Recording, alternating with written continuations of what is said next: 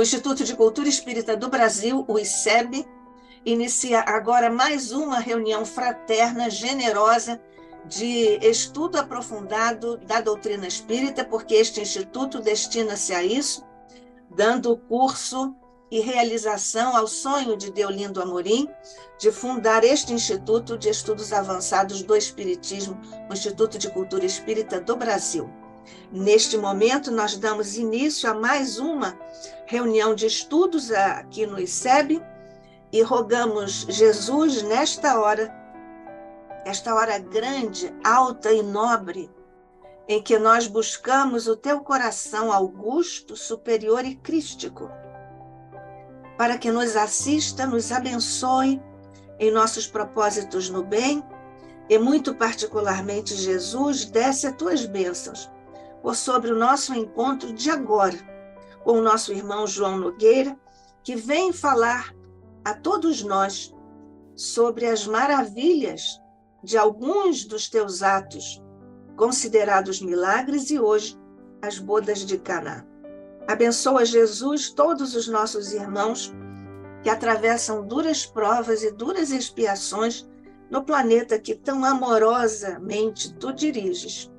Graças te damos hoje, rogando a Maria as bênçãos e benemerências de seu coração grandioso, e a todos os nossos mentores, Jesus, também dispensa agora a multiplicação de teus recursos para que continuem nos ajudando aqui em nossas humanas necessidades. Neste instante, abençoa os mentores do ICEB, representados por Deolindo Amorim, Jorge e Andréia. Abençoa todos os que trabalhamos em ambos os planos de existência e, neste instante, abençoa a mente e o coração de nosso querido irmão João Nogueira. Fica conosco, hoje e sempre, sob a graça de nosso Pai. Nós estamos, então, recebendo João Nogueira, que é empresário. Ele é espírita desde 1994, é diretor financeiro do Centro Espírita Caminho do Senhor e da Rádio Rio de Janeiro 1400 AM, e em todas as plataformas está disponibilizando o conhecimento espírita para todo o mundo. João Nogueira, muito obrigada por estar aqui conosco mais uma vez, principalmente porque você traz a sua participação, o seu coração, o seu amor à doutrina, e para falar de Jesus. Seja, como sempre, muito bem-vindo. Obrigado, Nádia. Obrigado ao ICEB, a todos que estão aqui participando e todos que depois assistirão o nosso bate-papo, digamos assim. É um bate-papo porque ontem nós falamos, inclusive, sobre a frase, e aí a Nádia pode complementar, atribuída a Sócrates, que é "só sei que nada sei". Né? Ou seja, quanto mais a gente aprende, mais a gente vê que tem muita coisa para aprender. Então, a gente tem que ter essa humildade de reconhecer que vamos falar algumas coisas e podem não ser verdade, pode não ser exatamente aquilo que Deus criou e que Deus transmite para todos nós, porque depende do nosso amadurecimento, o amadurecimento intelectual e o amadurecimento moral. Como eu sempre gosto de lembrar, as questões 11 e 18 do Livro dos Espíritos, que Kardec pergunta nas duas mais ou menos o seguinte: será que nós um dia alcançaremos a visão de Deus, a visão dos chamados mistérios de Deus, compreenderemos os chamados mistérios de Deus? E aí, as respostas conjugadas, nós podemos dizer, à medida que nós avançamos e nos depuramos, ou seja, nos tornamos menos materializados e mais espiritualizados, nós vamos conhecendo, nós vamos aprendendo, nós vamos realmente entendendo a verdade, a verdadeira verdade. E à medida que nós nos depuramos, dizem os espíritos superiores, Deus levanta o véu do conhecimento. Então, hoje, como dizia Paulo de Tarso, hoje eu vejo em parte. Então, sabe lá Deus quando, veremos face a face. Hoje, quando eu era menino, dizia Paulo de Tarso, quando eu era menino, eu me alimentava com coisas de menino. Agora que eu cresci, eu preciso de coisas mais substanciosas. E aí, mais à frente, nós vamos precisando cada vez mais de coisas mais substanciosas. Por isso que, quando a Nádia fala que aqui no ICEB nós estudamos a doutrina espírita de modo aprofundado, não quer dizer que pessoas que tenham um menor conhecimento do espiritismo não consigam compreender, mas sim que, ao compreender as questões básicas do espiritismo, nós vamos refletindo sobre coisas cada vez mais profundas realmente dentro dos ensinamentos espíritas, dentro dos ensinamentos trazidos pelo nosso Mestre Jesus.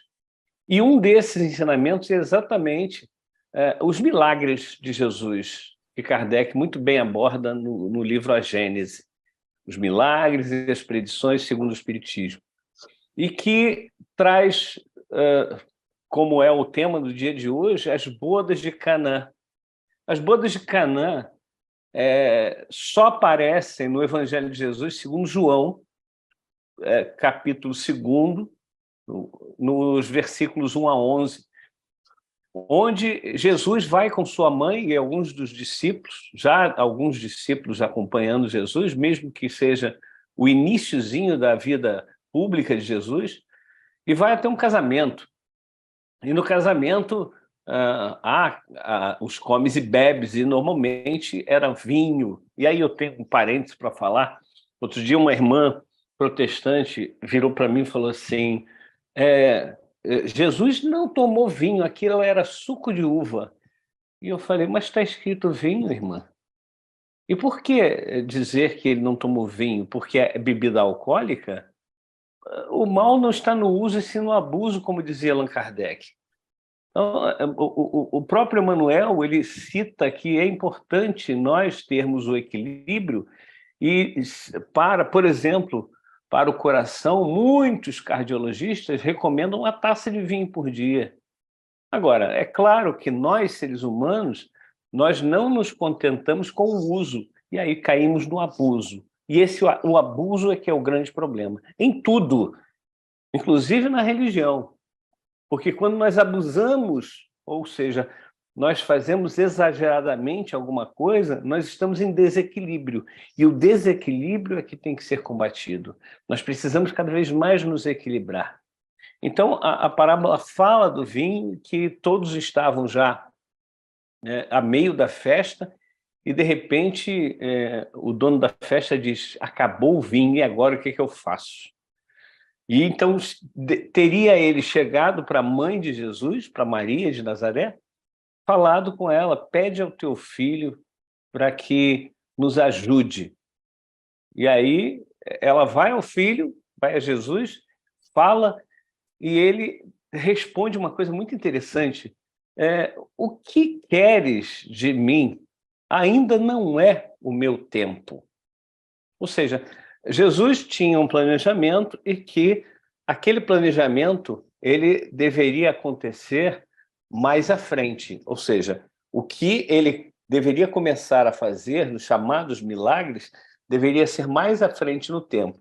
Isso já nos dá uma lição e já abre os nossos olhos, abre o nosso alerta de que esse evento ele não ocorreu, mas teria sido mais uma parábola de Jesus.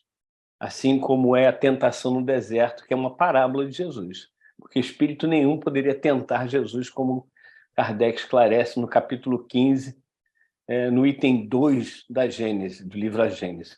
Então, nós temos aí esse evento sendo, primeiro, narrado apenas por João. João é conhecido como tendo escrito o Evangelho pneumático. Pneumático não é com o sentido de ar, mas sim o sentido de espírito. Pneuma é ar, traduzido por ar, ou espírito.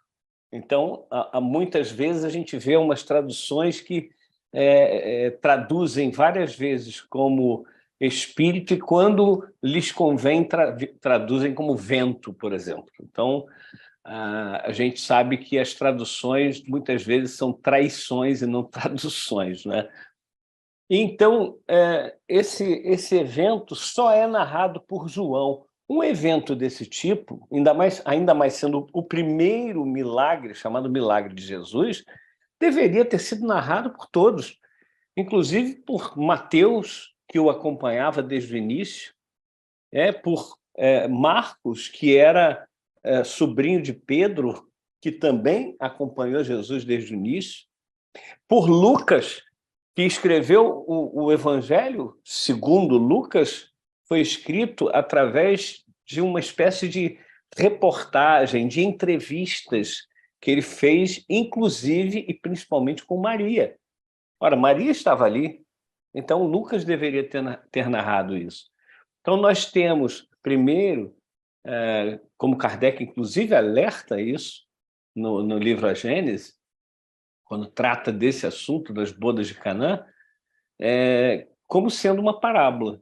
E uma parábola que nos mostra algumas coisas importantíssimas. A primeira é exatamente essa de Jesus falar: ainda não é o meu tempo. Quando nós planejamos alguma coisa, nós devemos, até para fazer marketing, né, Nádia, como a gente estava fazendo agora há pouco, nós temos que planejar e colocar as coisas todas no seu devido tempo. Imagina se eu começasse hoje o nosso bate-papo falando: muito bem, até logo, foi muito bom termos nos encontrado. Aí as pessoas vão falar assim: ué, João está se despedindo quando era para estar iniciando a conversa? Não está no contexto, não está no tempo certo, está fora do cronológico que deve ser. Nós devemos iniciar com um cumprimento: olá, tudo bem, como vão todos?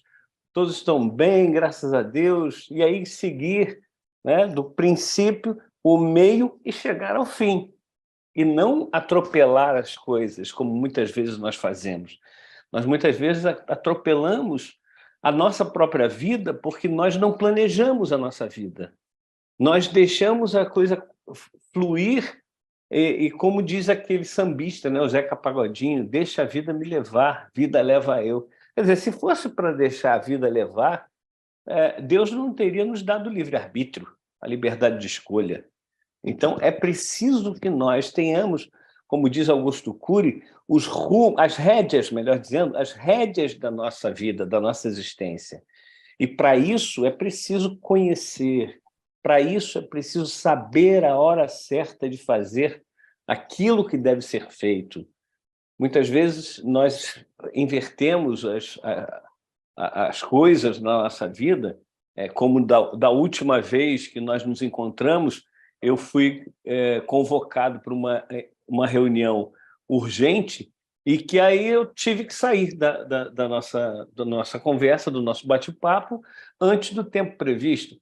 Isso são coisas que acontecem no nosso dia a dia, principalmente quando a gente ainda não é aposentado, quando a gente ainda precisa laborar para poder ter os recursos financeiros para fazer, inclusive, as outras coisas da nossa vida, ir até a rádio, amanhã irmos a Guaratiba, depois irmos para a Música Espírito Está no Ar, no domingo fazer o programa Caminho do Senhor ao vivo, e ir fazer palestra na segunda-feira à noite, por aí vai, né? A gente precisa dos recursos financeiros para que possamos, inclusive, fazer isso que nós estamos fazendo aqui, que é nos doando, de alguma forma, para que outras pessoas compartilhem daquele conhecimento que a gente já, pequenininho, mas que a gente já começou a ter. E aí a gente vai trocando e essas experiências vão engrandecendo todos. Eu repito muito isso. Os meus ouvidos são os mais próximos da minha boca. Então, tudo que eu falo, em primeiro lugar, eu falo para mim. E eu vou avaliando aquilo que eu estou falando e pensando assim: eu já faço isso? Eu ainda faço isso? Temos que fazer essa avaliação constante e fazer isso que Jesus está dizendo a Maria, que ainda não é meu tempo. Mas aí, na parábola, nós temos uma sugestão não, mas uma solicitação da mãe.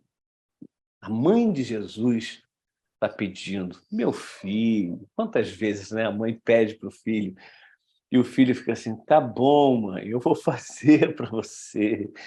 E aí tem essa coisa do coração materno, esse coração materno que hoje nós consideramos Maria como a mãe da humanidade. Mãe, que é uma palavra tão mal usada muitas vezes, tão deturpada muitas vezes. Mãe que tem que ser aquela que gera dentro do seu próprio organismo, que dá parte da sua vida para esse ser que está reencarnando. Mãe que amamenta no seu seio aquele rebento, aquele filho que está chegando num planeta para que possa, através de várias e várias experiências, absorver o conhecimento, crescer evolutivamente. Mãe que vela pelo sono do filho, mãe que cuida da febre do filho, da dor do filho, e mãe que sofre porque o filho está sofrendo, e mãe que se alegra quando o filho está realmente feliz e tendo sucesso na sua vida, em qualquer plano, tanto no plano material quanto no plano moral, espiritual. Então, nesse mês, inclusive, que comemoramos não só o dia, mas o mês das mães, e eu diria o ano das mães, o século das mães, o milênio e toda a existência das mães, porque não sendo as mães, nós não poderíamos estar aqui, né, encarnados novamente. Então a mãe pede e o filho, tá bom, mãe, eu lhe atendo. É um filho que, mesmo não sendo o momento de fazer aquilo que ele vai fazer, ele faz por amor e por honrar a mãe.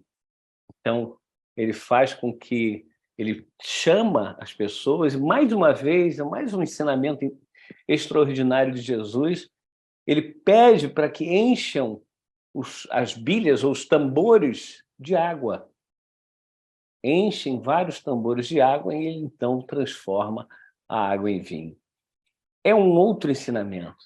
Assim como quando Jesus ressuscita Lázaro, nós já falamos sobre isso aqui, que a questão da ressuscitação de Lázaro, Lázaro não tinha desencarnado, ele estava passando por um processo de catalepsia ou letargia, que é uma doença que paralisa e faz com que a pessoa pareça realmente morta. Então, guardaram Lázaro, não enterraram, porque era numa caverna com uma pedra redonda à frente da boca dessa caverna, que ele estava depositado, podemos dizer assim. E aí manda Jesus retirar a pedra. Ora, Jesus, com seu poder, que a gente desconhece ainda quais são os mecanismos que Jesus se utiliza, ele poderia muito bem ter pulverizado aquela pedra. Mas não, ele diz, removam a pedra. Porque isso nós precisamos fazer. Nós precisamos remover a pedra. Nós precisamos encher os tambores de água. Nós precisamos fazer a nossa parte. Nós muitas vezes queremos que Deus faça um milagre na nossa vida, mas nós mesmos, desculpe, não fazemos o nosso trabalho, a nossa parte, aquilo que nós precisamos fazer. Nós estamos com dívida no banco e, ao invés de nós trabalharmos, nós ficamos o dia inteiro orando para que Deus possa encher a minha conta novamente e colocá-la no azul. Ora, Deus nos deu capacidade de discernir, de pensar e capacidade de trabalho. Vamos à luta, vamos buscar essa condição que hoje está nos maltratando intimamente, psicologicamente, porque qualquer problema desse tipo, principalmente a nível material, nós ficamos muito abalados. Todos nós ficamos muito abalados. Algumas exceções, né? nós podemos dizer que não ficam abalados. Eu dou sempre o exemplo do Chico Xavier.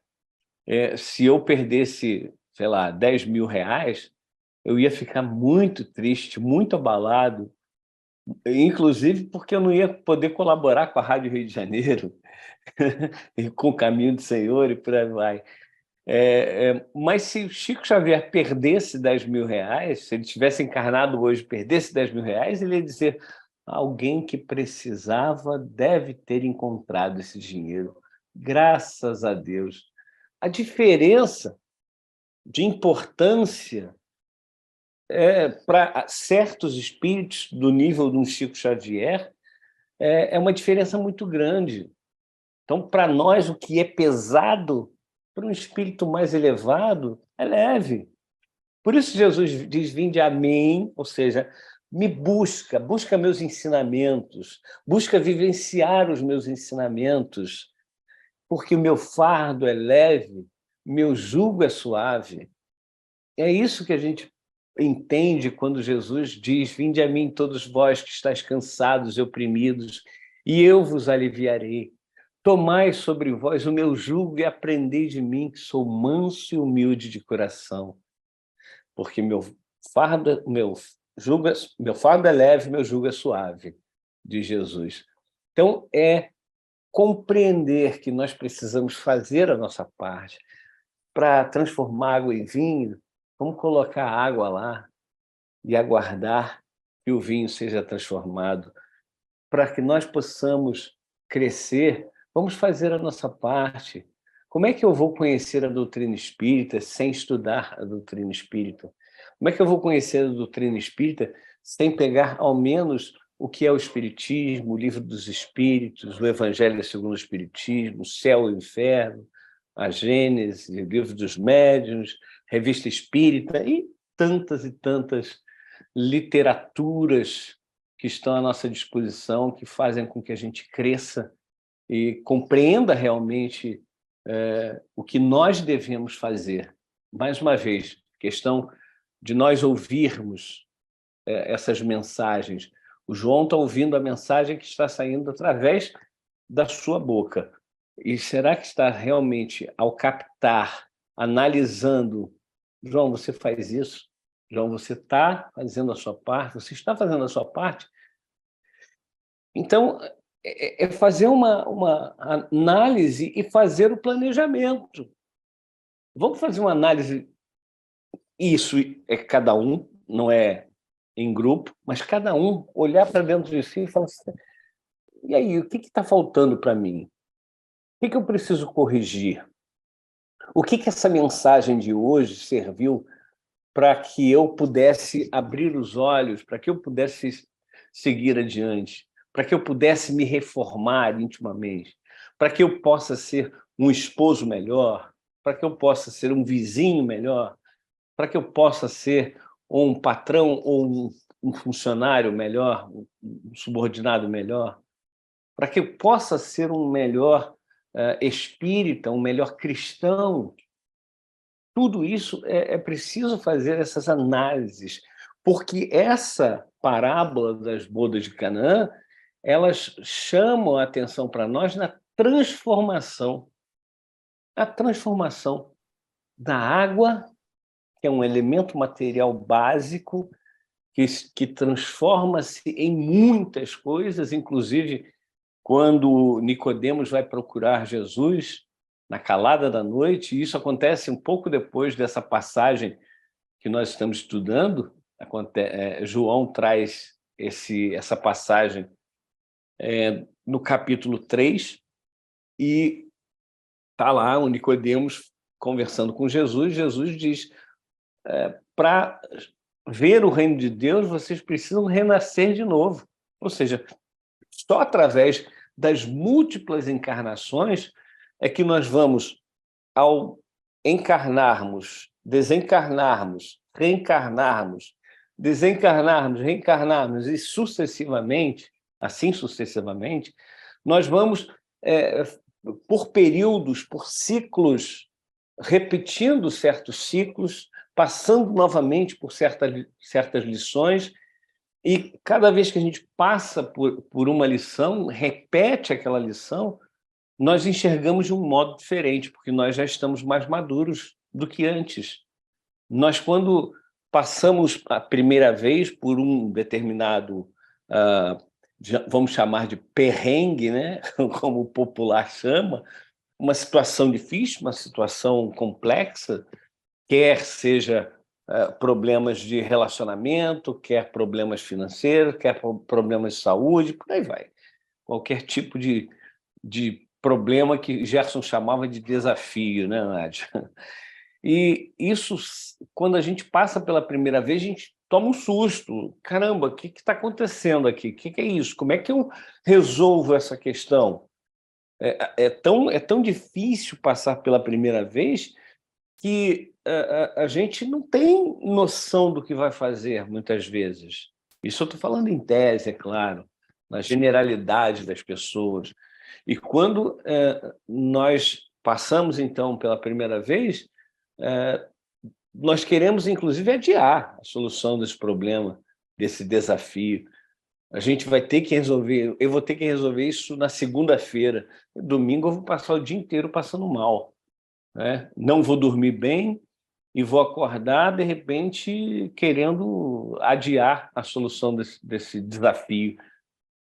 Mas da segunda vez que a gente passa, a gente já tem essa experiência inicial. E aí já não é tão doloroso. A coisa já vai sendo mais suave, já vai sendo mais... Olha só, você já passou por isso antes, você já teve a experiência, e aí você, ainda sofrendo, ainda meio que entrando ali nas bordas do desespero, não mais no desespero, mas nas bordas do desespero, você já consegue resolver a coisa com um pouco mais de facilidade. Na terceira vez que passar pelo mesmo desafio, a coisa já vai mais suave, já vai mais tranquila. É por isso que os desafios da vida, eles não são para nos machucar, para nos fazer sofrer, e sim para fazer com que a gente se fortaleça. É que quando a gente está passando pelo momento difícil, como a falta de vinho durante o casamento, claro que isso mais uma vez, uma figura de linguagem, onde a gente pode entender que essa transformação aí é a nossa transformação, é a transformação íntima, e que é um grande desafio, porque a gente é muito bom em mudar os outros. Ah, mas como é bom! Eu vou dar um conselho para você, meu irmão, eu vou dar um conselho para você, minha irmã. Você não deveria fazer isso. Você deveria fazer de forma diferente. Olha aqui, essa é a forma que você deveria fazer. Nós somos professores maravilhosos para os outros, mas quando a gente se depara com aquele vício, aquela paixão, aquela condição que está dentro da gente, aí é difícil, aí é realmente complicado. Mas é como a gente tem uma campanha que a gente faz lá no Caminho do Senhor, que é: vamos trocar as palavras.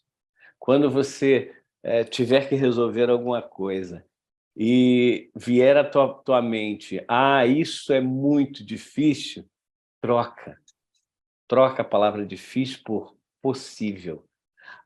Isso é possível. Que tudo é possível. Deus não coloca fardos mais pesados que os nossos ombros possam suportar. Então, se os nossos ombros podem suportar, é por isso que esses desafios estão chegando até nós. Nós não recebemos nada que nós não temos capacidade de fazer. O problema é que a gente foge dos compromissos, a gente foge dos desafios. E, ao fugir dos desafios, a gente perde o melhor da festa. Porque, logo depois que é transformada a água em vinho, vem alguém que está lá na festa e fala assim: olha, dá os parabéns para o dono da festa. Todos colocam os vinhos melhores inicialmente, para depois que o povo está embriagado, colocarem os vinhos de menor qualidade, de inferior qualidade. E você fez ao contrário, você colocou um vinho de superior qualidade ali na nossa mesa para que nós pudéssemos continuar aqui na festa. Isso representa uma transformação para melhor. É assim a nossa vida. No início, a gente não está tão, né, firme, a gente não tem muita maturidade, a gente não tem muita experiência, e a gente vai crescendo, vai se desenvolvendo, vai se melhorando. Eu costumo dizer que a maior caridade que nós podemos fazer é a nossa transformação íntima, porque à medida que eu me melhoro, eu sou automaticamente melhor para quem convive comigo. Eu sou automaticamente melhor para quem eu encontro nas ruas, seja um autoempresário, né, bem-sucedido, cheio de dinheiro, seja um morador de rua. Eu vou saber lidar com a situação, porque eu me transformo moralmente, eu me torno uma pessoa melhor e eu então passo a enxergar as pessoas de forma diferente. É esse olhar de empatia para olhar para alguém que está sofrendo e falar assim, como é que eu posso ajudar essa pessoa? E como é que eu posso ajudá-la de forma mais positiva, de forma a ajudá-la realmente? Às vezes a gente passa no centro da cidade do Rio, por exemplo, a gente está passando e tem uma pessoa, me dá um dinheiro, aí você pega, abre a carteira e dá um dinheiro, dá um R$ 2, dá R$ 5, dá R$ 10, sei lá. Ali a gente não fez caridade, a gente se livrou do problema, se livrou de uma situação incômoda, não é? Que uma pessoa ali te parando e te pedindo um dinheiro. Como é que eu poderia fazer para ajudá-la realmente? Porque aquele dinheiro ali, ela vai comprar alguma coisa, não sei o que vai comprar, também não é da minha alçada, da minha responsabilidade que a pessoa vai comprar, mas ela vai comprar alguma coisa e no dia seguinte vai ter necessidade de novo. Como é que eu posso ajudar mais? Será que eu posso parar e conversar com aquela pessoa? Você está com fome? Vamos ali, vamos fazer um lanche? Vamos fazer um lanche juntos. Por mais que as pessoas torçam o nariz, né? Você entra numa lanchonete e aí a pessoa já olha, né, o outro ali, o morador de rua, com uma coisa assim, como se não fosse um ser humano igual a gente. Aí você leva a pessoa, vamos lanchar juntos, eu vou lanchar também. Eu não estou com fome, eu vou tomar só um suco, um refresco, alguma coisa assim. Então você vai lanchar e vai me contar a tua vida, se você quiser, se você se sentir à vontade. E ali você pode estar fazendo algo que vai durar para a vida toda dele, para a existência toda da pessoa. Você pode estar ali fazendo a transformação daquela pessoa, ajudando na transformação daquela pessoa. Ao passo que você pegar uma nota de R$ 100 que fosse entregasse para ela, você não vai estar fazendo nada demais, né? A verdade é essa. Então, essa transformação do ser humano que precisa ser trabalhada por todos nós, é a nossa transformação íntima e o ajudar o outro a se transformar. Agora, podem alguns perguntar, tá, isso é uma parábola? Tá, é uma parábola, parece ser uma parábola, né? Não vamos aqui afirmar 100%, não temos nem essa pretensão de afirmar 100% que é uma parábola. É uma interpretação nossa de que é uma parábola, pelos motivos que nós já conversamos, ou seja, só João traz esse acontecimento, os outros 3 sinóticos não trazem, né? Só o pneumático espiritual, evangelho espiritual que traz. Então, dá muito mais a ideia de ensinamento do que propriamente de um fato ocorrido. Então, nós precisamos ter esse cuidado. Mas poderia acontecer? Jesus poderia ter fisicamente transformado a água em vinho? Sim, poderia.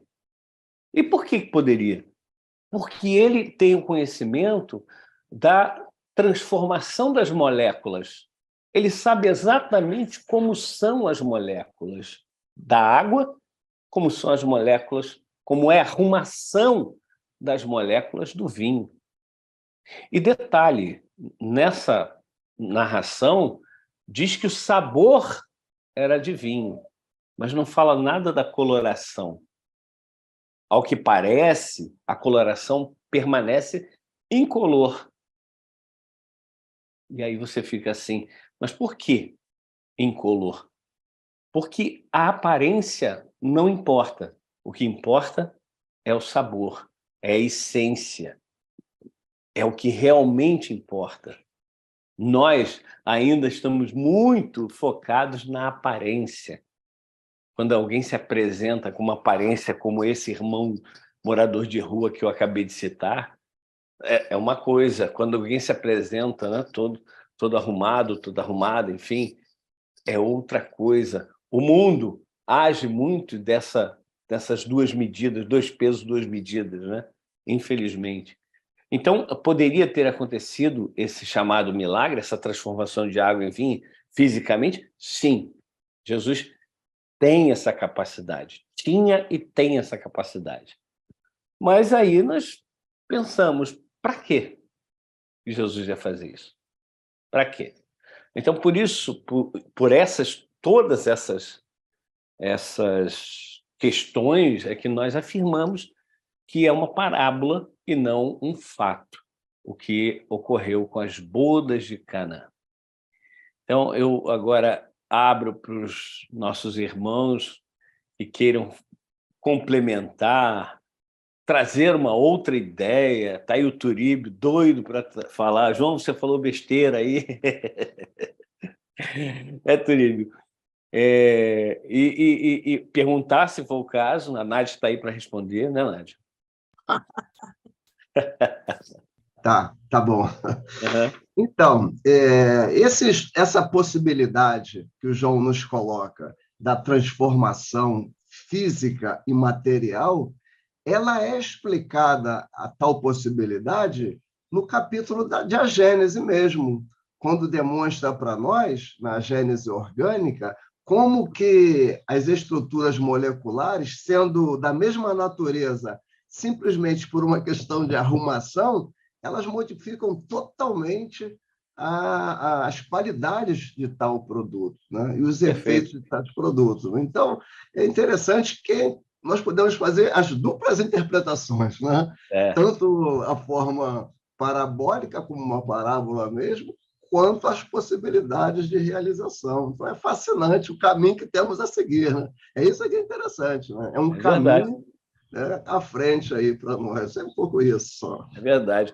Há algum tempo, viu, Turíbio, eu conheci a doutrina espírita em 94 e eu conheci logo a questão do elemento primário, né? Que é o fluido cósmico universal. O fluido cósmico universal é o elemento primário de todas as coisas. A partir dele, tudo é formado. Então, o que nós temos aí na química são, na verdade, é o mesmo elemento primário, e há uns 15 anos, 17 anos, eu li um artigo científico que dizia que nós estamos lá, primeiro descobriu-se a molécula, depois descobriu-se o átomo, e aí átomo todo mundo sabe, né? Tomo é divisão e A é não, é a negação, ou seja, seria algo não divisível. Chega-se ao átomo não divisível, a ciência evolui e aí divide o átomo, núcleo em prótons e nêutrons, e os elétrons circundando ali o átomo. E aí, já não é mais um átomo, já não pode ser mais chamado de átomo, porque ele é divisível, sim, mas continua-se, claro, chamando de átomo, por uma questão enfim, combinação, digamos assim. E aí, de repente, chegam os russos trazendo a chamada antimatéria. Aí todo mundo fica assim, como assim antimatéria? Existe algo que espelha a matéria e que não está exatamente no mundo físico, enfim.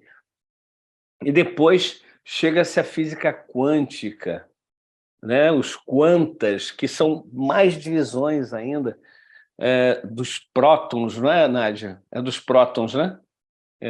Os prótons, dos nêutrons, dos quasars, tudo. Exato. Então, vai se dividindo, e então esse artigo deve ter uns 17, 18 anos que eu li, a ciência chegando à conclusão que toda a matéria deriva de um elemento primário. Olha só, a ciência humana chegando à conclusão de que existe um elemento primário que, através das inúmeras combinações, das inúmeras formas de magnetismos, elas vão se combinando, se alterando e se transformando em madeira, em metal, em ar, em água, em fogo, em tudo.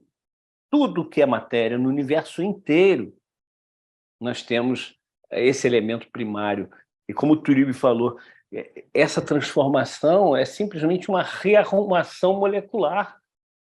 Ali estava, dentro dos galões, água, ou seja, H2O, 2 moléculas de hidrogênio para uma molécula de oxigênio.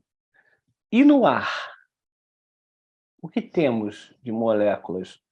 Quais são as substâncias que estão no ar? Oxigênio, hidrogênio, nitrogênio, hélio, e por aí vai. Praticamente todos os elementos estão no ar.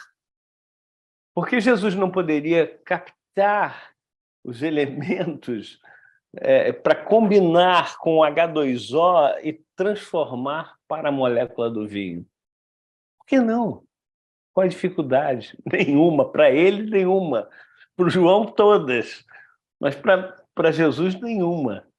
Então, é como o Turíbio falou, é uma coisa muito interessante e assim fascinante de nós percebermos essa grandeza toda, onde os ensinamentos de Jesus eles servem para nos ensinar o horizontal, ou seja, o que está a nível de matéria, a nível de dia a dia, e o vertical, que é o ensinamento moral de Jesus, é o ensinamento que faz com que a gente reflita e perceba que a mensagem dessa parábola é a nossa transformação moral, é a nossa transformação também intelectual.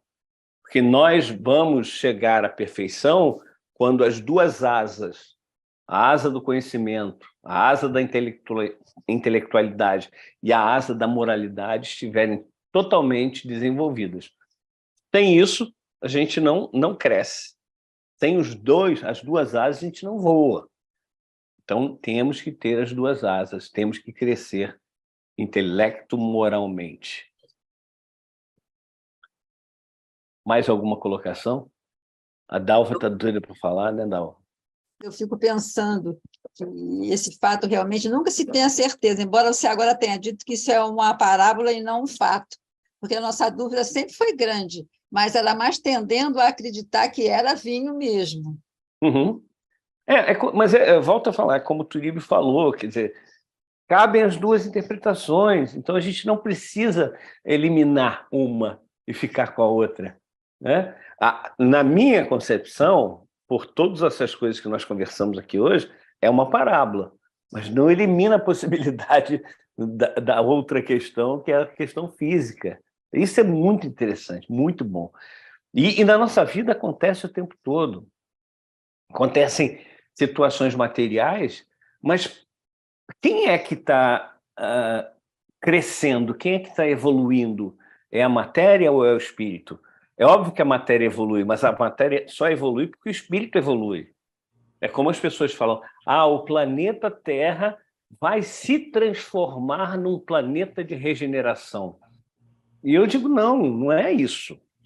Nós, espíritos, que estamos agregados aí, tanto encarnados quanto desencarnados, ligadinhos no planeta Terra, é que ao nos transformarmos, ao nos melhorarmos, nós vamos fazendo com que o planeta em si, a parte espiritual do planeta se transforme e chegue a essa condição de planeta de regeneração. Mas, com a transformação do espírito, nós vamos também ajudando a própria natureza a se transformar. Hoje, o homem ainda tem a necessidade, e é a minha área, né, da exploração de petróleo. Hoje, o homem ainda tem a necessidade de comer substâncias animais e os próprios vegetais, né? Há um tempo, eu tinha uma amiga vegetariana e que a gente ia almoçar e eu pedia lá meu bife e ela pedia a salada e os legumes dela. E ela dizia assim, tadinho do animal que morreu para te alimentar. E eu dizia, tadinha dessa verdura que morreu para te alimentar. Quer dizer, a gente muitas vezes taxa o outro de insensível, taxa o outro de, olha só, o carnívoro. A gente sempre lembra, e vocês todos devem saber muito bem disso, que o Chico Xavier era carnívoro e o Hitler vegetariano. Então, a questão moral não tem nada a ver com a alimentação. Eu sempre digo o seguinte, nós espíritos temos que nos preocupar, ou nos ocupar, melhor dizendo, com a nossa evolução moral e intelectual. As coisas que são periféricas, né, a alimentação, vestimenta, higiene do corpo, etc. e tal, isso vai de acordo com a nossa evolução intelecto-moral se modificando também. Nós vamos sentindo menos necessidade de certo tipo de alimentação. Nós vamos sentindo mais necessidade de vivermos uma vida plena, de captar uma luz do sol, de estarmos conversando com os vegetais, com os animais, de estarmos em contato com as ondas do mar, com uma cachoeira, sentir a brisa do ar em nosso rosto, enfim, estarmos mais espiritualizados significa, o plural hoje está me massacrando, estarmos fazendo com que a nossa vida seja realmente uma vida mais voltada para coisas que são realmente importantes, porque a gente ainda está muito apegado a tudo que é material, a gente ainda está muito arraigado a essas questões materiais, e aí fica aquela coisa de você, no trabalho, receber uma crítica, às vezes crítica construtiva, e você, ao invés de observar aquela crítica e falar, será que tem razão? A gente faz o seguinte, a gente fica com raiva de quem criticou. E pronto, fecha os ouvidos para aquela crítica. E a crítica poderia ter sido uma grande chance da gente se modificar naquele ponto. É isso que faz, a vaidade está tomando conta da gente, e as pessoas, ao invés de aceitarem esse tipo de crítica, mais uma vez construtiva, e mesmo a destrutiva, ela precisa ser analisada por quem recebe. Porque se eu recebo uma crítica, mesmo que seja destrutiva, e eu observo que tem uma pontinha de verdade ali, eu preciso olhar para dentro de mim e falar assim, realmente ele queria me detonar, mas um pouquinho só ele tem razão. Então deixa eu transformar isso para não dar mais nenhuma chance para a pessoa me criticar. Ali ele não vai se apoiar mais, não. Mesmo que seja pequenininho, ele tenha feito uma coisa grandiosa, não vai se apoiar mais, não, porque não vai ter mais o que falar. Então, a gente tem muito essa coisa do palpite do outro, né? Olha o que falou lá o convidado. Olha, você guardou o melhor vinho para o final. Isso não se faz, mas maravilha. Estou todo feliz por causa disso, né? E aí a opinião daquele deixou o anfitrião todo feliz, né? João, vamos aqui falar sobre a questão do tempo, né? O tempo com T minúsculo e o tempo com T maiúsculo. O tempo no caso aqui, é o tempo é a duração de uma festa de casamento, que era uma das festas mais importantes para aquela comunidade, né?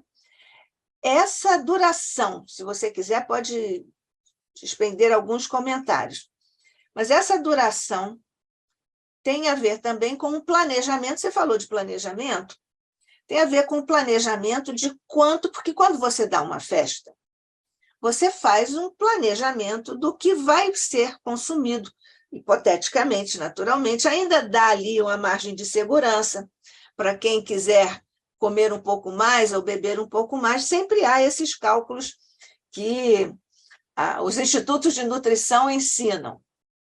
Neste caso, faltou vinho, é o que Maria vai dizer ao filho. Faltou vinho. O que você poderia fazer algum comentário sobre este tempo com minúscula, que é o tempo de duração do casamento, que geralmente durava mesmo muitos dias, 5 a 8 dias, não é verdade? Mas faltou vinho. Isso. Isso poderia corroborar a interpretação de que isso é uma parábola? São vários elementos, né, que corroboram para que a gente compreenda realmente que é uma parábola. E a questão do planejamento é fundamental. Eu sempre... Minha filha vai fazer 21 anos esse ano, e todos os aniversários que eu fiz, todas as festas, eu gostava de fazer em salão de festas, que tinha a duração de 4 horas. E aí eu nunca fui muito chegado a essa questão de festa e tal, então para mim era ideal, porque 4 horas você ainda consegue suportar. E o salão de festas normalmente vinha com aquele buffet, olha, para tantas pessoas e tal, tal, tal, tal. Você faz o planejamento de começo, meio e fim. Terminou, terminou, né? Quem fez o planejamento do casamento lá, se esse casamento realmente fosse realmente fosse real, redundantemente falando, faria o planejamento, sei lá, vai durar 5 dias, vai durar 8 dias, faria o planejamento para ter o estoque de vinho suficiente. Pois não. Porque a fábula, ou a parábola, ou o relato, faz menção a um homem, né, que estaria responsável pela dinâmica, pela supervisão ali dos movimentos da festa.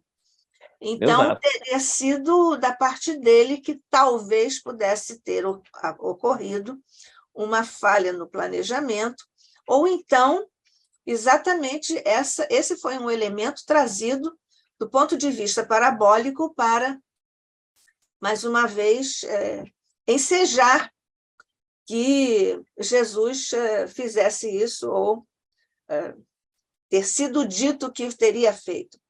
Mas essa questão do tempo com minúscula, e quando Jesus disse, este ainda não é o meu tempo, esse tempo de Jesus não é com minúscula. O tempo de Jesus é com T maiúsculo. Quer fazer algum comentário sobre isso? Não, você tá coberto de razão, porque esse tempo de Jesus é o tempo do início da sua vida pública, o início de passar os ensinamentos para aquele grupo que estava com ele, o início de passar os ensinamentos para toda a humanidade, né? Por isso, realmente, eu concordo contigo. É com T maiúsculo, porque é como se fosse um marco central da vida pública de Jesus e da transformação total do planeta Terra, porque hoje estamos em 2023. É claro que houve um erro aí de contagem por Dionísio Pequeno, lá no século VII, mas mais ou menos 7 anos, né? Estaríamos aí em 2030, na verdade, mas isso pouco importa. Mas é a contagem do tempo que passou, que zerou, foi zerado com o início, o nascimento de Jesus. E hoje é muito interessante que nós temos culturas como a chinesa, os próprios judeus, que eles têm uma contagem de tempo muito diferente da nossa. Mas só que eles, devido ao capitalismo mundial, os próprios chineses são o comunismo mais capitalista que existe na face da Terra, né? Eu sei porque eu lido muito com o chinês, e o chinês, nossa, você vai na China, é um país que parece, ali Beijing, né? Pequim, parece Nova York, né? De tanta luxuosidade, ou Las Vegas, alguma coisa assim, né? Então, eles tiveram que se adequar e se curvar ao calendário cristão. Olha que coisa! Eles têm o calendário deles, mas eles também trabalham com o calendário cristão. Que coisa impressionante, né? E por isso que esse tempo de Jesus começou exatamente no início da sua vida pública. E além de marcar esse início da vida pública, talvez porque Jesus não tivesse considerado que a plateia, que o clima, que a psicosfera não fossem ainda adequados, não estivessem preparados para ouvir a grande mensagem, porque as mensagens requerem ouvintes. Sim. Em condição de se disponibilizarem, não é? De serem receptivos à mensagem. Ali todo mundo bebendo, o vinho acabou e tal. Era o momento, era o tempo para se dizer das coisas do reino de Deus? Essa talvez seja também uma outra questão. Corrobora também com a questão de entendermos que é realmente uma parábola. Exatamente, uma parábola. Perfeito. Agora, no caso também ali, há uma outra questão que suscita as nossas reflexões. Por exemplo, por que numa festa de casamento, num ambiente judeu, havia aquelas talhas, né, de pedra, né? Você chamou de galões também, enfim, o termo é qualquer, não importa, né? São recipientes, 6 recipientes que estavam cheios d'água. Se as pessoas iam beber vinho, que seria digamos assim, o que se espera seja oferecido numa festa, sobretudo uma festa de casamento, por que havia 6 talhas cheias de água, cada uma contendo mais ou menos 100 litros, portanto, a estimativa é de que tenham sido 600 litros de água. Por que estava ali aquela água? Na verdade, o texto nos diz que as 6 talhas estavam ali para a purificação dos judeus, que era um hábito dos judeus. E Jesus manda encher de águas, encheias de água. Né? Então, estava ali para a purificação, que era a tradição deles, né? Para fazer a purificação, a lavagem, principalmente dos pés, né? Que era o que era lavado, pés e mãos. Mas aí é que está, tem uma passagem também interessante, quando os judeus vêm reclamar com Jesus que os discípulos dele não lavavam as mãos. E aí a gente é remetido não a uma lavagem de mãos que a gente faz hoje, né? A gente faz, né? Aprendeu aí, principalmente com a Covid, tem que lavar direitinho, por cima, tal, dentro, nas unhas e tal, essas coisas. Não, mas o lavar as mãos, para eles, era um lavar as mãos com ritual. Eles tinham que levantar as mãos, ficar com as mãos assim durante tanto tempo, depois mergulhar novamente na água, depois levantar, fazer esse ritual não sei quantas vezes e tal. Era um ritual, né? Então, é mais uma coisa que a gente percebe que era a tradição suplantando os ensinamentos verdadeiros, a lei de Deus. Então, Jesus reclama disso para os fariseus, quando diz: a tradição de vocês anula a lei de Deus. Porque a lei lá no Antigo Testamento dizia que o honrar pai e mãe, e a tradição do judeu era que o filho primogênito deveria servir ao templo. E aí Jesus fala, com a tradição de vocês, vocês anulam a lei de Deus, o mandamento que diz honrar pai e mãe, porque ele não pode honrar pai e mãe servindo ao templo. Ele está lá no templo o tempo todo, então não pode honrar pai e mãe. Então, nós temos aí as tradições suplantando os ensinamentos verdadeiros, as leis de Deus. Por isso que Jesus diz, não vem destruir a lei ou os profetas. Aí vem aquela chamada do Pastorino, né? Que diz que a palavra em latim é ad implere, a palavra em grego é plerosai, que as duas querem dizer não cumprir, mas vim aperfeiçoar, dar-lhes... Cumprimento.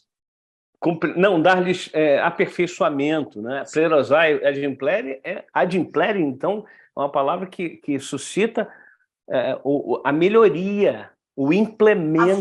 O avanço. O avanço, exatamente. Por isso Jesus fala, ouvistes o que foi dito aos antigos, não adulterarás. Eu, porém, vos digo, todo aquele que olhar para a mulher do próximo com cobiça, já em seu íntimo adulterou. Olha aí, se fosse exatamente igual ao que estava escrito no passado, Jesus não precisava falar, eu, porém, vos digo. Ouvistes o que foi dito aos antigos, amarás o teu próximo e odiarás o teu inimigo. É o que está escrito na lei, no Levítico. Eu, porém, vos digo, amai os vossos inimigos, orai pelos que vos perseguem e caluniam. Olha, a distância é absurda, é abissal. Então, a gente fica muito apegado a rituais e a tradições. Por isso Jesus fala que não se deve colocar remendo de pano novo em roupa velha, porque o pano, hoje em dia, já a tecnologia dos tecidos está muito avançada, mas antigamente, quando minha mãe comprava uma roupa para mim, eu, criança, adolescente, a primeira coisa que ela fazia, primeiro, comprava maior, tamanho maior, a primeira coisa que fazia era lavar aquela roupa, porque ela ia encolher. Ia encolher e ia chegar no tamanho. Tá bom agora, meu filho? Agora tá bom, então vamos lá. Então, o que Jesus fala é isso, que o pano velho, ele já encolheu o suficiente, já está no seu tamanho normal. Aí teve um rasgo ali, rasgou, abriu um rasgo. Então, Jesus fala, não bota remendo de pano novo na roupa velha, porque o pano novo vai encolher e vai rasgar mais ainda a roupa. Olha, a coisa fantástica. Não coloque vinho novo em odre velho.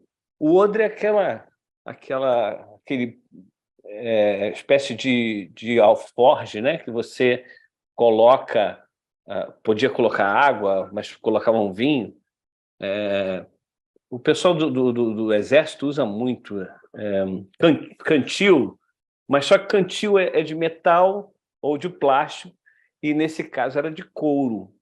Nos filmes de faroeste também. Exatamente, exatamente. Era de couro. E o couro, ele quando está novo, ele é muito resistente. Se você colocar um vinho que também é novo, num odre de couro novo, o vinho que é novo, que fermenta muito e dá pressão dentro do odre, ele não vai romper o couro, porque o couro é novo, é bem resistente. Já aquele couro desgastado, que já veio muito vinho, colocaram muito vinho nele, você tem que botar um vinho velho, um vinho já descansado, que já fermentou bastante, e aí você não vai ter muita pressão ali dentro, não vai romper o odre.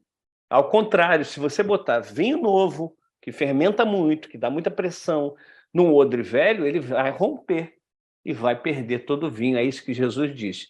O que ele quis dizer com isso? Eu gosto muito de Camões. ele fala na primeira página dos Lusíadas, ele diz o seguinte, lá no finalzinho, quase no rodapé ali: cessa tudo quanto a antiga musa canta, que um poder mais alto se alevanta. E essa se alevanta mesmo, porque é português castiço, né?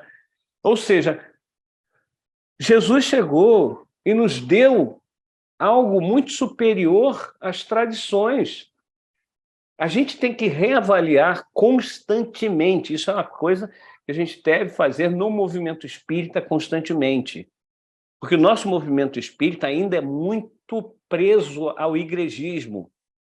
Você vai nos centros, você vê uma estrutura de organização que parece uma igreja. Ah, é ruim isso? Não, não é ruim. A gente só tem que avaliar e pensar qual é a melhor estrutura para o estudo da doutrina espírita. E cada centro vai se adequar, vai fazer, mas é somente uma constatação, não é uma crítica negativa. É uma constatação de que nós ainda temos essa coisa do igrejismo dentro de nós, das tradições das religiões tradicionais, dos rituais que ocorrem e que a gente traz um pouco disso para dentro do movimento espírita, e a gente precisa repensar muito bem na transformação da água para o vinho. É uma transformação de algo elementar, de algo primário, para algo de alto elevado de qualidade. Então, a qualidade se eleva, mas o elemento é o mesmo. Nós somos os mesmos espíritos desde sempre, desde a criação. Mas nós estamos cada vez mais nos elevando. E a gente precisa avaliar essas questões. Precisamos ver se a gente está realmente colocando remendo de pano novo em roupa velha, vinho novo em odre velho. Porque senão a gente pode estar aí colaborando com uma dificuldade das pessoas de avançarem. Lembrando que essa característica do brasileiro é que fez com que o Brasil se tornasse o maior país espírita do mundo. Essa questão da religiosidade do brasileiro. Nós abraçamos o espiritismo como uma religião, e aí ele cresceu muito. Agora a gente tem que repensar, porque ele já tomou conta, na verdade, do Brasil inteiro. Pessoas que antigamente chamavam espiritismo e queriam dizer: é espírito de mesa branca ou é espiritismo de atabaque, ou é espiritismo disso, ou é espiritismo alto, baixo. As pessoas já estão compreendendo o que é verdadeiramente espiritismo. Não a fundo, mas pelo menos na superfície. Já não há mais aquela ignorância que tinha há 20, 30 anos, ou menos, 10 anos. Já as pessoas compreendem. E isso, eu acho, nós devemos muito à divulgação da mídia do espiritismo. Quer em novelas, por exemplo, como A Viagem, filmes também, Amor Além da Vida, os próprios filmes do nosso Wagner de Assis, né? Nosso Lar, Kardec, e agora vem, em agosto, Nosso Lar 2. Tudo isso concorre para que as pessoas comecem a compreender o que é o espiritismo, verdadeiramente o que é o espiritismo. E aí, uma crítica que um irmão meu, com quem eu aprendi muito, Sérgio Aleixo, ele era contrário a romance, e eu dizia: cara, romance é muito bom, porque é a porta de entrada de muita gente no espiritismo. Depois a pessoa vai entender que naquele romance tinha algumas coisas que não estavam exatamente de acordo com a codificação, mas está tudo certo. Tem que dar o primeiro passo. Eu comecei com o Nosso Lar, e hoje eu sei que alguns pontos do Nosso Lar não estão exatamente de acordo com a codificação. Não tem problema. Continuo amando o Nosso Lar, amo o André Luiz, amo o Chico Xavier, porque se não fossem eles, talvez eu continuasse na mesmice diante de ser espírita. E é isso, eu acho que a gente está chegando ao final, né? Mas acontece que nós precisamos finalizar com uma figura que, ao longo dos séculos, inclusive, foi muito esquecida e que está presente aí nesse cenário das bodas, que é Maria. Durante séculos, a figura de Maria foi esquecida ou relegada ou desconsiderada como importante, quando, na realidade, nós espíritas sabemos que Maria é o segundo espírito mais evoluído que a Terra já conheceu. Inclusive, de tempos agora recentes para cá, inclusive nossos irmãos da Igreja Católica instituíram uma área de estudo de Maria, a Mariologia, né? Então, nesse caso aqui, a figura de Maria tem um papel importante, porque foi ela que atinou com o fato, não aquele que era o coordenador, o supervisor, mas foi ela que atinou com o fato de que o vinho tinha acabado. E foi ela que tomou a iniciativa de ir até o filho para corrigir aquilo. Porque a solicitude de Maria era para que não faltasse nada para a festa ocorrer como deveria ter sido planejada e para que as pessoas estivessem confortáveis, pelo menos tendo vinho, porque elas queriam que houvesse vinho. Então, a figura de Maria, a solicitude de Maria e a humildade de Maria, porque ela poderia ter avisado ao coordenador, está faltando vinho. Sim. Mas ela foi ao filho, ela sempre foi ao filho, ela sempre se reportou ao filho. Então, é uma presença que nós precisamos destacar quando nós falamos também neste cenário, neste evento, neste casamento, nestas bodas, enfim. Você quer finalizar falando de Maria? Ora. É difícil, né? Porque eu sempre, hoje menos, mas já fiz muito isso, entrar em secreto em meu quarto, mas só que no meu quarto físico mesmo, trancar todas as portas, desligar todas as luzes e colocar a Ave Maria de Gounod alto. E chorei muito. Porque Maria, como disse, é essa mãe, considerada mãe da humanidade. É essa mulher atenta, como todas as mulheres, né? Eu tenho inveja das mulheres com relação a isso. A mulher está sempre... Você ainda vai evoluir para encarnar como mulher. Bastam alguns séculos, entendeu? Daqui a alguns séculos você vai poder reencarnar como mulher. Tá certa. Eu aceito. Então, essa coisa bonita da mãe, e principalmente esse espírito que não foi escolhida para receber no seu ventre Jesus à toa, né?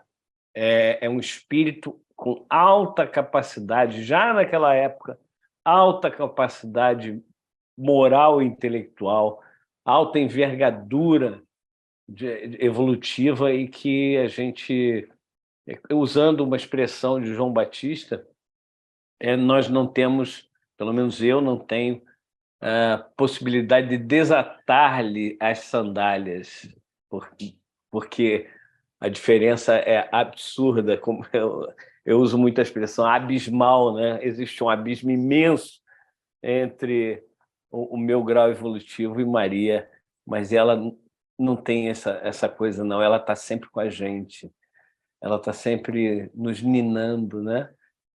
Fazendo com que a gente sinta esse seio amoroso, esse carinho, esse ninar. Já que nós estamos falando de mães, estamos encerrando, né? Porque falar de Maria é maravilhoso também. Mas eu lembro sobre o desvelo das mães, ainda que às vezes esteja assim um pouco desfocado, deslocado, mas quando a mulher de Zebedeu foi a Jesus pedir que ele reservasse os 2 melhores lugares para os seus filhos, Porque toda mãe acha que seus filhos são maravilhosos, que eles merecem tudo de melhor do que os filhos das outras mulheres. Sim. Então, Jesus também já pontuou, né? Não, o Pai já reservou estes lugares. Você falou do Batista, me lembrei. Uhum. Um lugar para o grande João Batista e o outro lugar para as benemerências do amor de Maria. Então, ela já tinha esse lugar destinado como o segundo espírito mais evoluído do planeta, já tinha esse lugar ao lado de Jesus, reservado por Deus. Então, quer fazer algum outro comentário ou só agradecer a Maria? Agradecer a Jesus, a Maria, a todos esses espíritos maravilhosos que estão sempre nos ajudando. Sem eles, a gente tropeçaria muito mais, né?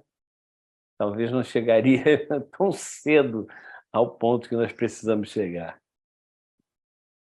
Então, agradecendo, já que estamos na vibração de no Maria. momento, na vibração de Maria e na vibração da gratidão, nós queremos, em nome do ICEB, do Instituto de Cultura Espírita do Brasil, agradecer a você, João Nogueira, por mais este encontro, por essa presença generosa, amiga, delicada para falar de Jesus, de Maria e dos eventos com que esses espíritos sublimados marcaram a história do nosso planeta, a história da humanidade, e continuam como marcos de luz para nós não perdermos o rumo, não perdermos a direção e não perdermos o exemplo e o ânimo. Nós agradecemos a você, João, mais uma vez. Até a próxima, porque nós temos ainda nesta etapa, nós temos ainda mais um encontro sobre os milagres de Jesus. Jesus acalma a tempestade. Acalma a tempestade. Que Jesus, que Maria, que os nossos anjos da guarda e os anjos que são os nossos amigos espirituais continuem a orientar e a envolver você, o seu trabalho, a sua família. E também a todos nós que aqui estivemos em ambos os planos de existência para meditarmos, refletirmos sobre essa maravilhosa presença e esse maravilhoso ensino, mais um maravilhoso ensino de Jesus e de Maria. Que a paz de Jesus, ó Mestre querido, é a paz do teu coração crístico. Tu, Mestre, que não deixas passar nenhum momento para o nosso aprendizado, para te fazeres presente com ensinamentos firmes e amorosos. Não perdendo nenhuma dessas oportunidades, nós te rogamos que continues a fazer descer por sobre nossa inteligência raios da tua, para que possamos cada vez mais, no campo do discernimento, apreender a profundidade dos teus ensinos.